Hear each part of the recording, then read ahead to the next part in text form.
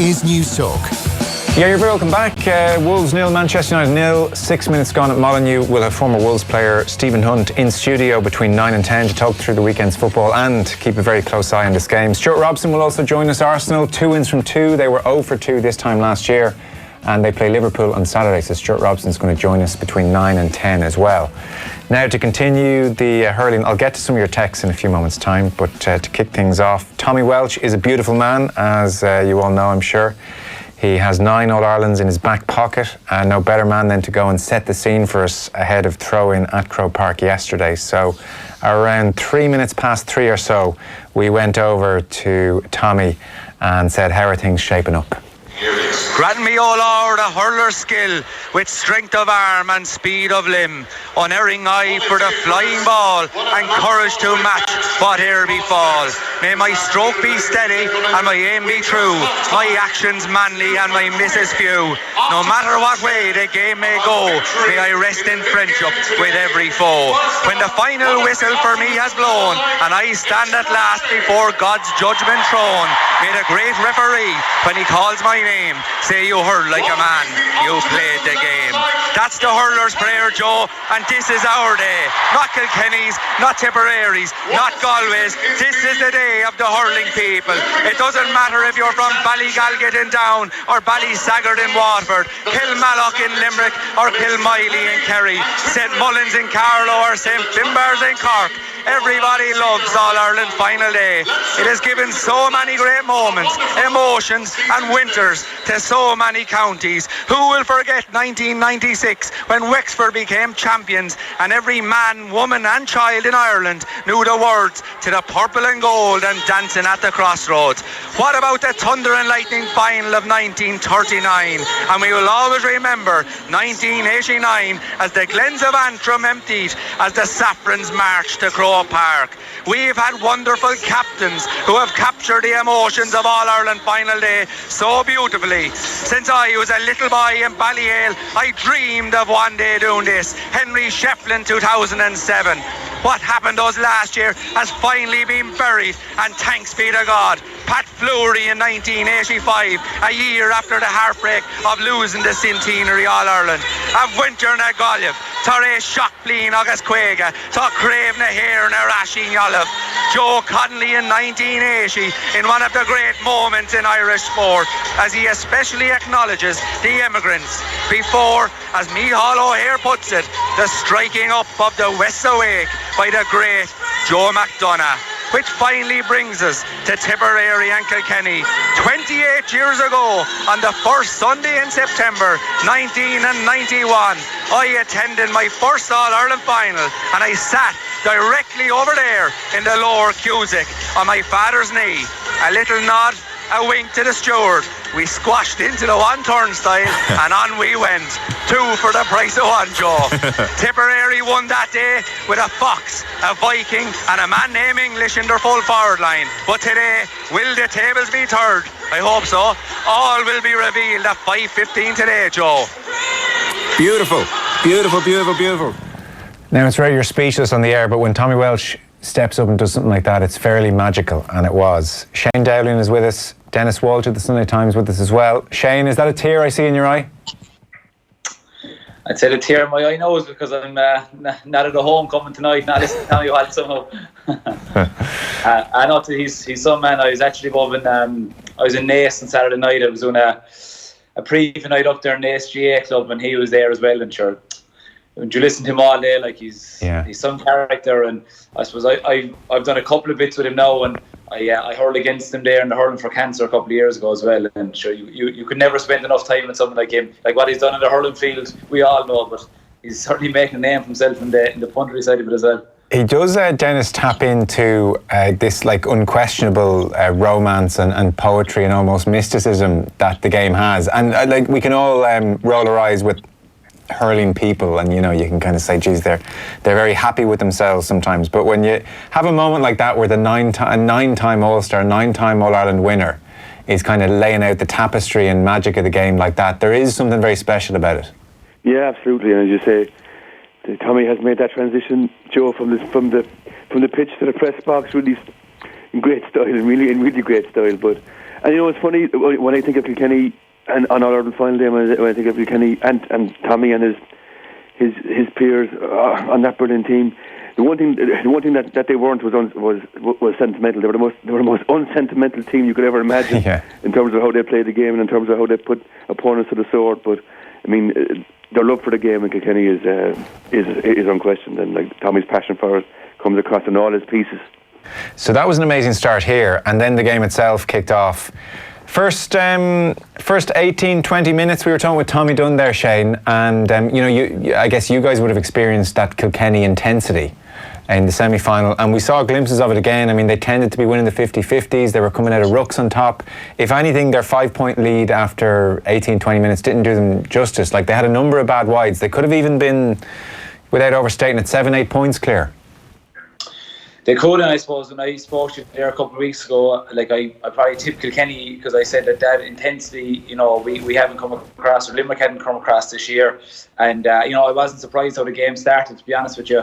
And I think you hit the nail on the head. I mean, they had a lot of bad wides, and I mean, if they did take them, they would have been 7, 8, 9 points up, and I mean, it could have been a different game. And I suppose I know obviously the major talking point of the game was the sending off, but I mean, right up to that, Kilkenny were exactly where I thought they would be. You saw like people that go on that Kilkenny don't do tactics. I mean, just have a look at where their half forward line was yesterday. I mean, John Donnelly was back in his own half back line numerous times picking up ball, and on that I actually thought he had an exceptional game. But I mean, they should have been. They had a number of bad wides, and if they did take them, it could have been a different game. But I suppose that was like Limerick in the semi-final. We had a lot of bad wides too, and I suppose ultimately we paid the price. And I think Kilkenny did pay the price because they didn't put enough scores on the board, and against that Tipperary forward line, I mean, you have to take every opportunity that they get, and they didn't do that. And I mean, when Tipperary got the goal, all of a sudden there was nothing in the game. Whereas if they were 8 or 9 points up and Tipperary got the goal, I mean, there's still a substantial gap, but that didn't happen. And I mean, especially in All-Ireland final day or on a big match like that, you have to take your chances, and that's something they look back and certainly would be very disappointed with. Yeah, and we'll get on to the sending off in just a second. But Dennis, would you share that sense that a lot of people, I think, have it, looking at the coverage today, that by the time O'Mara had struck that goal, Tipperary had wangled their way back into the game and had wrestled back control and were even kind of approaching being on top by the time O'Mara struck that goal and before the Hogan sending off?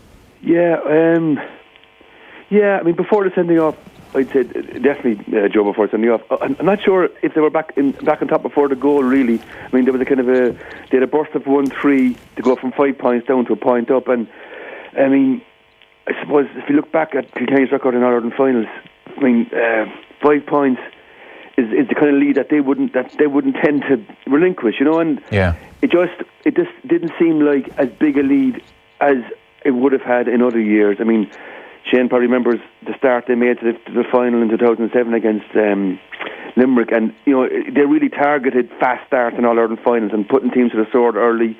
Like Sheffield went in full forward that day, and it was all about getting an early couple of goals. And they've done it. They did it to Waterford. They did it to a few teams where they just come out of blocks like a shot, and the All-Ireland final feels like it's over in 10 or 15 minutes. And the old Kilkenny team would have made a lot more out of that 5 point advantage than this team were able to do yesterday. And certainly before the sending off, Tipperary had righted the ship, but I'm not sure if they had before the goal, really. Fair point. Shane, were you watching in the stadium or on TV at home?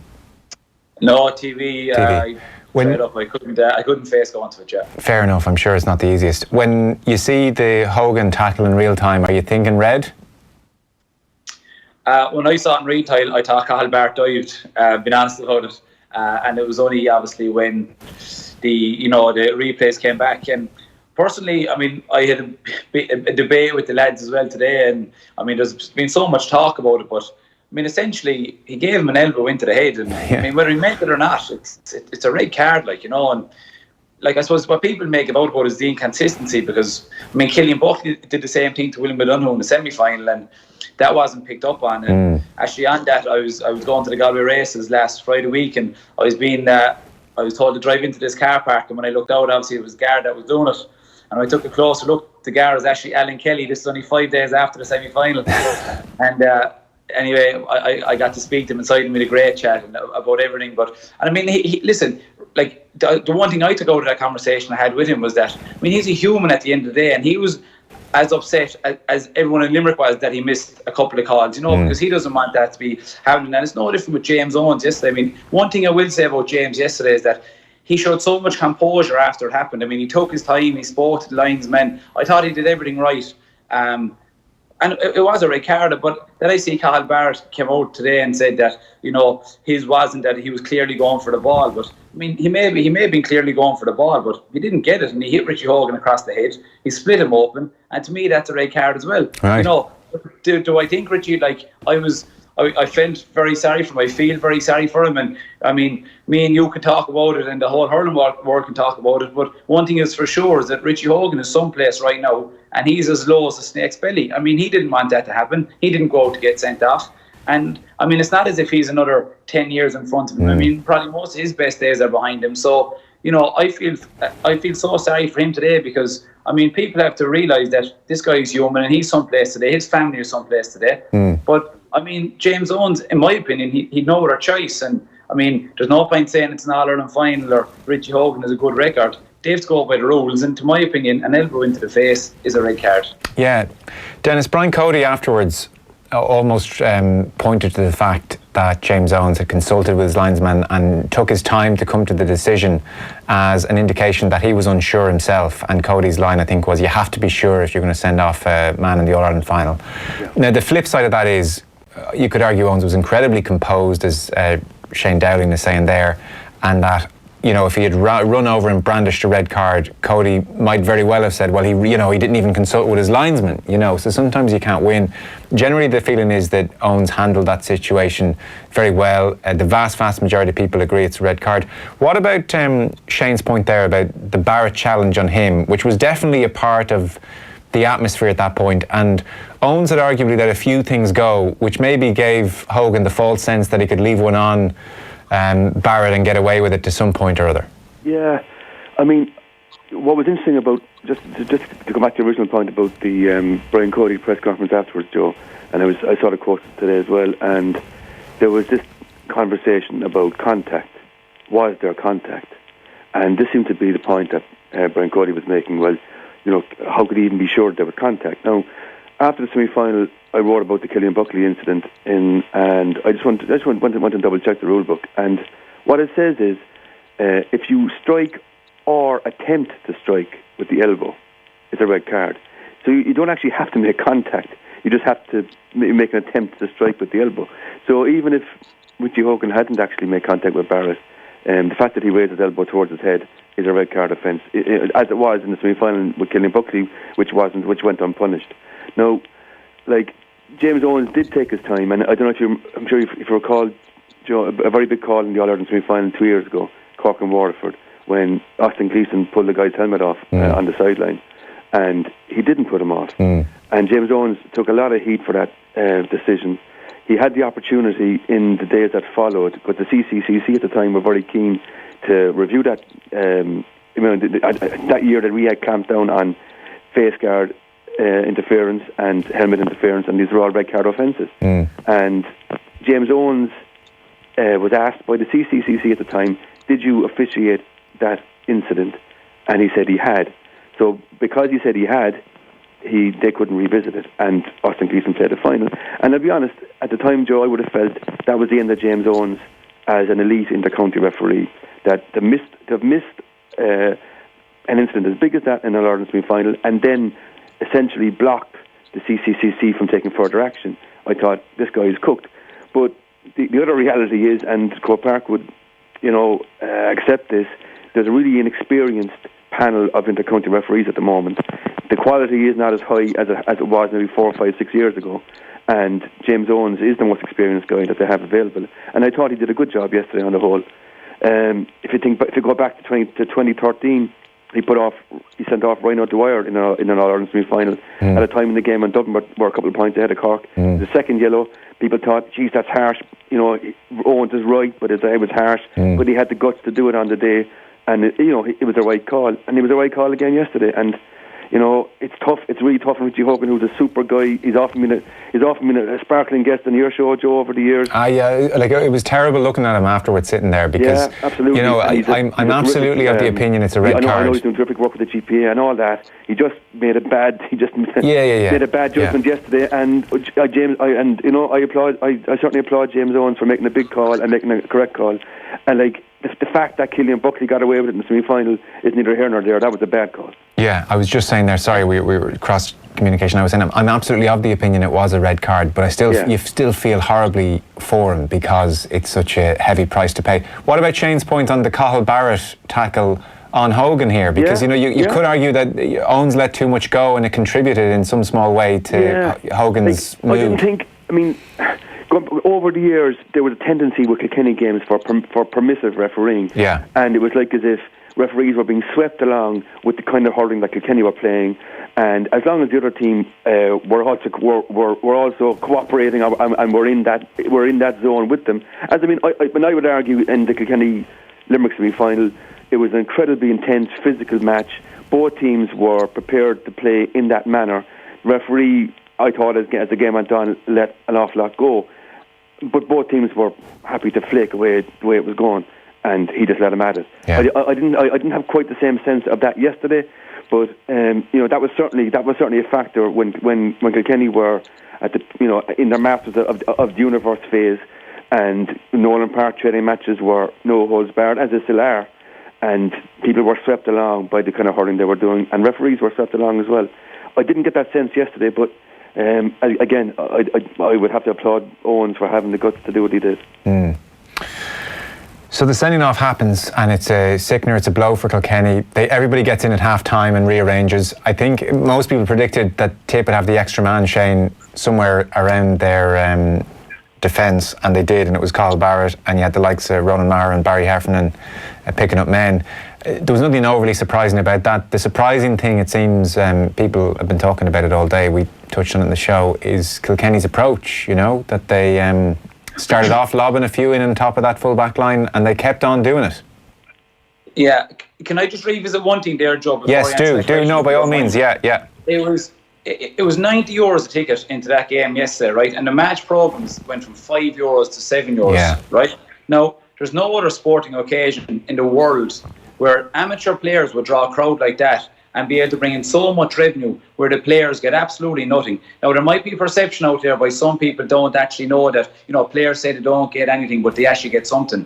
They get a GPA grant at the end of the year, which is just over €1,000. That's what inter-county players get, right? Now, I think it's about time that the GA start investing money in the likes of VAR and helping both referees and players, because there's been, there's so much effort and work going into this thing that players are putting so much, they're putting their lives on hold, and for decisions like that, I think referees need help and players need help, because we're not getting paid for it. And I know there was a debate in the Sunday game last night where they were saying, they should get VR, and it was kind of wishy-washy. They need to go in and do it. The money is there, sort it out, because referees are being hung left, right and centre, and players getting very upset with certain calls. I'm not talking in the back of what happened at the end of the semi-final against us. This is going on now for years. I mean, referees are being abused high up and low down on social media. I've no doubt they're getting hate mail, they're getting every sort of threats, and it's you'll always have a referee to referee in All-Ireland Hurling final, but you're not going to get referees for club games across the country unless they're being protected.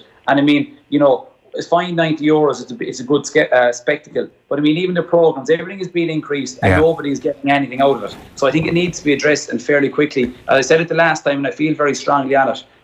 Players are working too hard, referees are doing their best, and they're not being helped. It's about time to go away and sort it out. Yeah, no, fair point. And it's good to get a current player on making those points. So, say in the instance of yesterday, you would like James Owens to be able to come over and look at a picture of the foul, or to get somebody upstairs to give him advice, or what would you like? I mean, within 10 seconds, I knew yesterday that was a red card. Yeah. Right, so all he needs, like as Dickie Murphy does the Hawkeye, right, above wherever that is, right? You have someone appointed to do that with a television upstairs, so he can go over and speak to Johnny Murphy, and a little whisper comes down and say, hey, James, it's a definite red card. go away and do it. Or, hey, Alan Kelly, it's definitely a sideline, give the 65. It would save so much controversy. And Barry Kelly made a good point. You can't do it for every call or every decision, because the referee has to referee the game. And I mean, if you did it for every free, a push in the back or a chop in the hurley, that's not what it needs to be brought in for. It needs to be brought in for big calls, so that referees can get things right and players can get the just reward for the efforts that they're putting in off the pitch. It's very hard to argue with that, in fairness. And actually, it was just a thought I had going to the semi-final, where tickets were €50 in the stand, and so tickets €90 now for the All-Ireland finals, and the programmes, that's inexplicable, really, is that they're jacking those up from €5 to €7. I'm just not sure what that's about. You do look at the whole thing, and for me, it's all just on the wrong side of being good value for money. Like, it's fine, you can justify it, you can say, well, look what they're paying in the IRFU, but by the same token, the IRFU, 86% of their total revenue comes from those test matches at home, and they have a fairly healthy bill.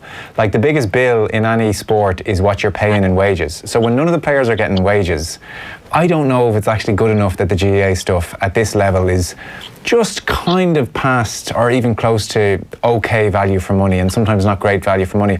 The GAA should be, like, without being socialist, it should be the best value for money ticket going. It should be like, these fan-owned German football clubs where you pay in. Why should an All-Ireland final be €40? Like, why not? Why couldn't that happen is something I'm wondering lately. Or looking at the semi-final tickets, why couldn't they be €35? Instead of being just the wrong side of good value for money, why not put them like brilliant value? And I'm not quite sure what the answer to that is. I know they'll say they're investing it all over the country, but I don't know, when the fans prop up the whole organisation, increasingly I'm looking at the price of tickets thinking it's just that little, just creeping up that bit too much, I think, for my liking anyway.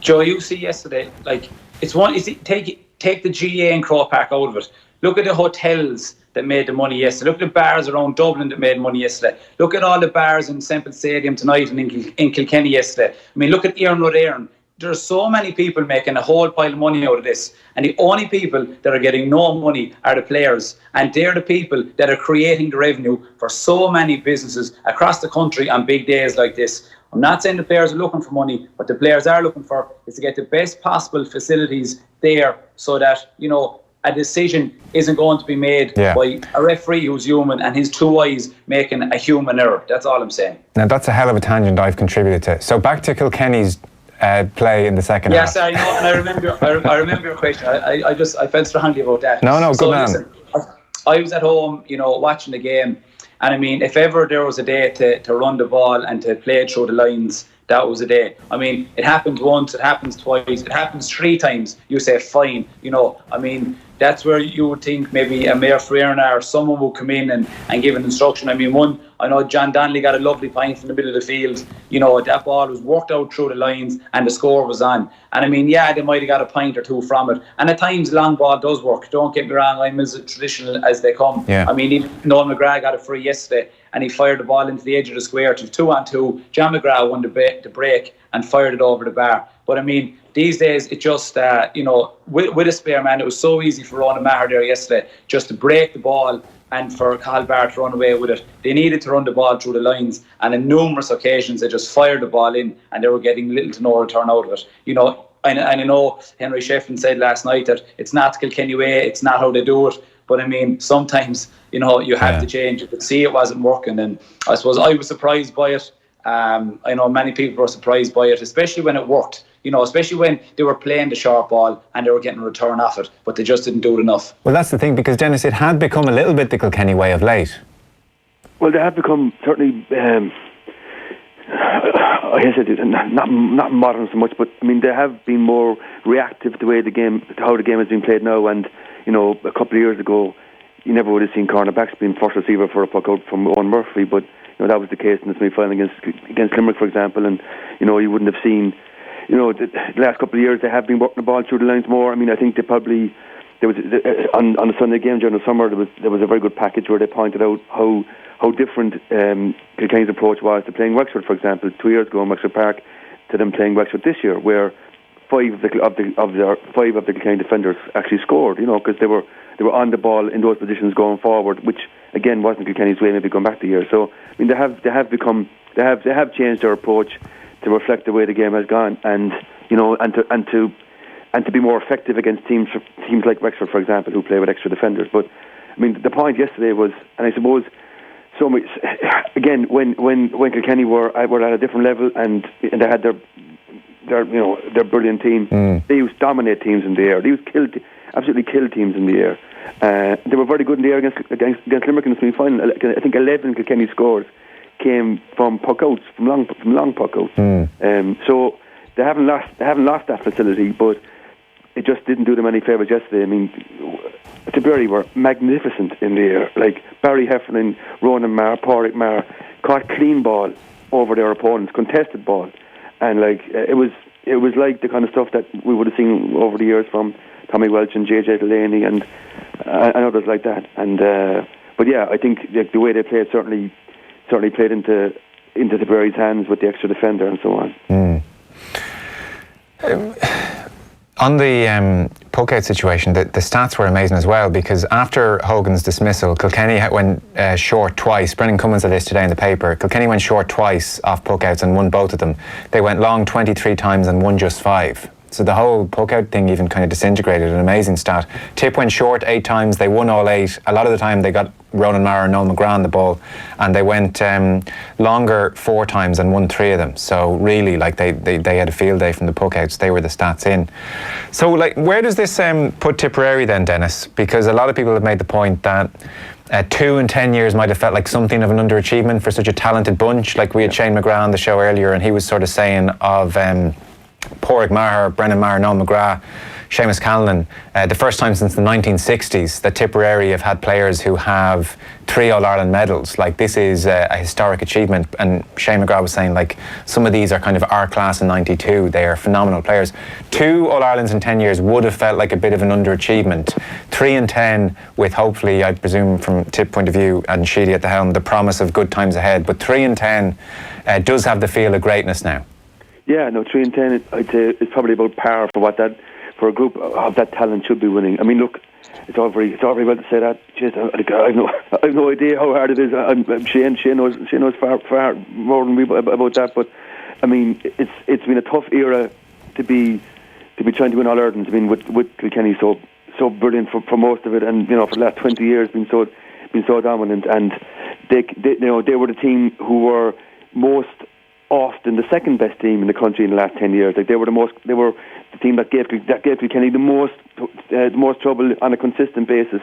So there was certainly honour in that, and there was but there was also disappointment and frustration in that. And that group of the talent that those guys have, the guys that you mentioned.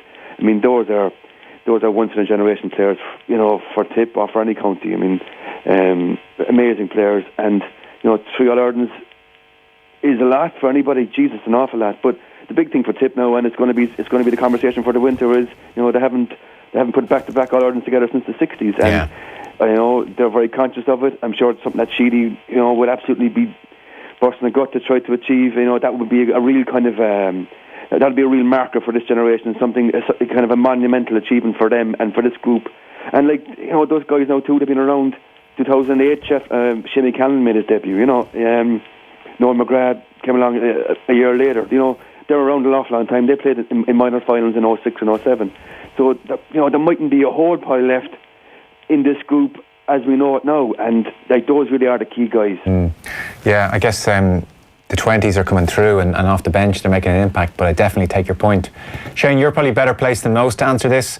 I'm only talking about 2 years, so it's a small sample size. But since the Ren Robins have come in, the beaten Munster finalists have won the All-Ireland. Is it a disadvantage to be winning Munster at this stage? Is there something about losing out in Munster that makes the route through better?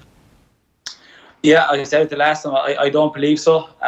Again, I know the stats will go against my belief, but I said it this year, we had 4 weeks off after the Munster final. We got a week off to ourselves to go and relax. We came back, we had 3 weeks worth of work to do. We had 2 very, very good weeks, hard weeks, and then we had the week leading into it. I mean, we were set up perfectly for it, but we just didn't perform on the day, and that's the bottom line, really.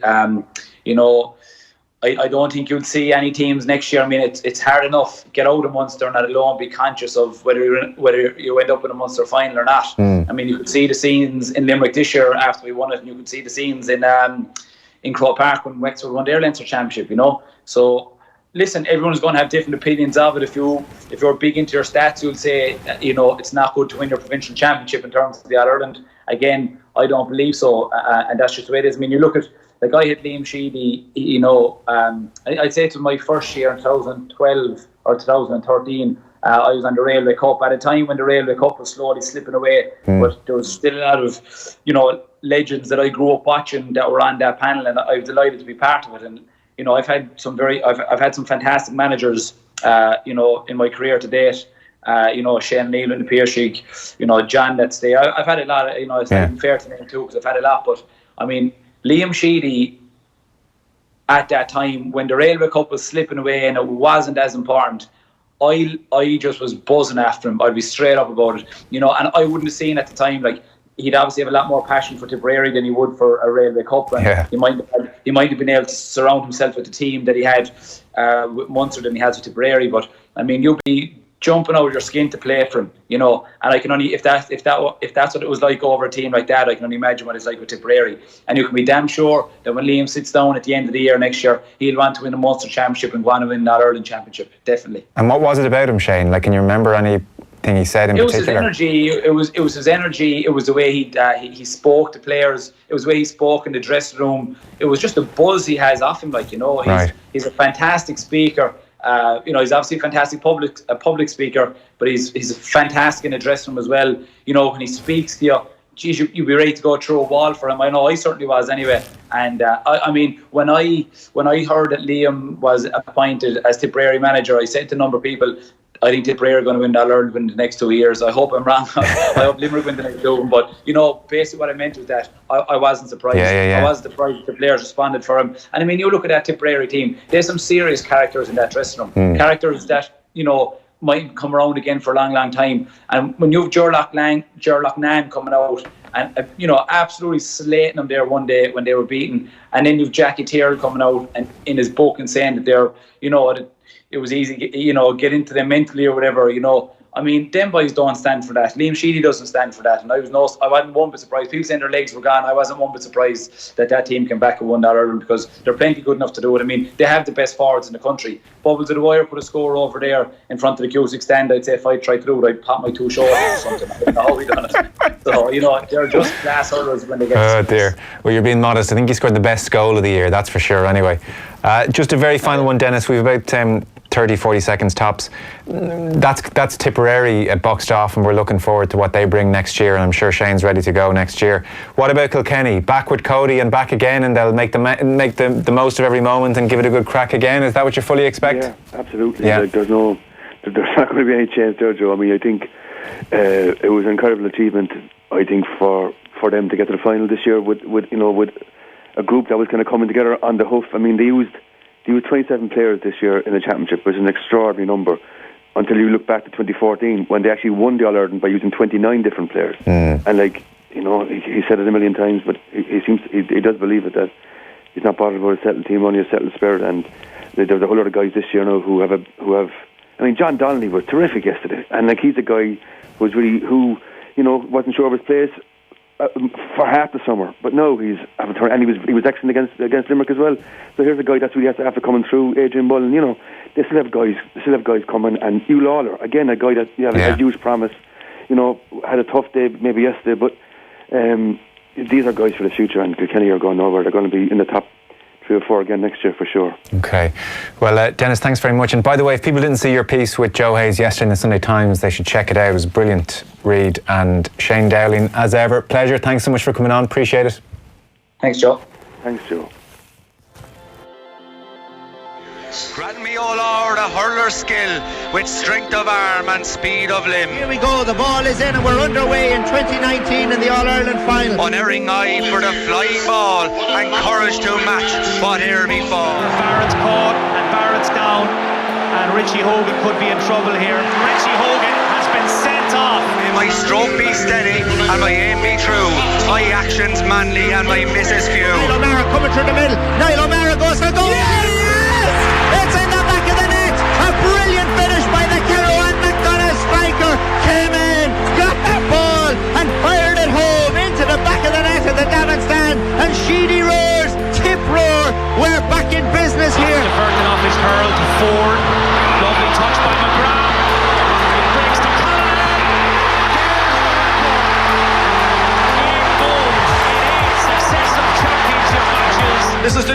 coming onto the ball, which was Billy Ryan. Oh, the shot came towards goal. Was it Walter fired it? Yeah. Walter Walsh has sent it in and over the bar. We're in for some second half. 2-11 Tipperary, 13 points Kilkenny. Bubbles Dwyer heading for the Cusick stand. He lets fly. That's absolutely incredible. Jamie Callan sprinting onto it, gathers that ball, taking down his man, he goes by one way or the other. It's Callan coming in, Callan across field, yes! It's in the back of the net, it's fired in, and the ball is finished by the Bubbles. The Bubbles has buried it. Jamie Callan got the ball, played it cross field, unmapped, and there was the Bubbles, and the Bubbles buried it. It's now 3-12 to 13 points, 42 on the clock. Tip are taking advantage here. No matter what way the game may go, may I rest in friendship with every foe. When the final whistle for me has blown, and I stand at last before God's judgment throne, may the great referee, when he calls my name, say you heard like a man, you played the game. By Jamie Callan, the final whistle. We are the All-Ireland champions. We have done it. 2019. It's Tipperary crowned All-Ireland champions. A fabulous display from start to finish. From the blue and gold, the crowd rejoices. People around the world rejoice. Tipperary are back on top. Liam Sheedy has led his team to the promised land. What a day. Unbelievable feeling. This is just incredible. Just incredible. It's everything we fucking dreamed of. Everything we dreamed of. You invented what, sir? The pop-up tent. Perfect for camping, parties, even business market stalls with folding tables. Sir, O'Mara Camping's been supplying pop-up tents for ages.